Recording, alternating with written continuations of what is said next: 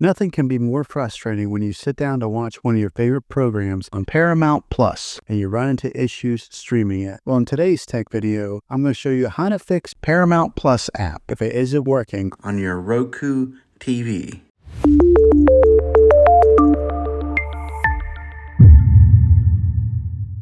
Let's see if we can fix your problems and get your Paramount Plus back up and running as quickly as possible. The first one, it's the easiest one to try, and that's to unplug your TV from the wall outlet and wait 60 seconds. Now, don't be impatient here.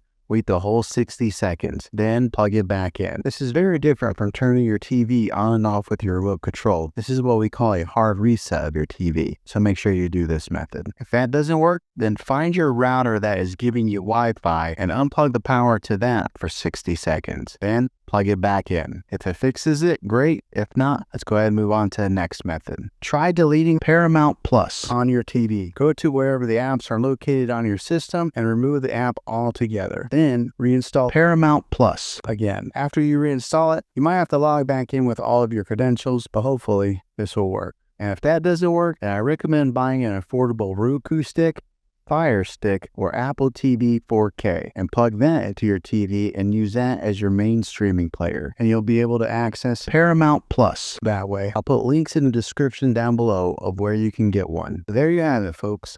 If this video was helpful, go ahead and click a thumbs up on it. Go ahead and subscribe to my channel. I make tech videos all the time, and I would love to have you back in the next one. Take care.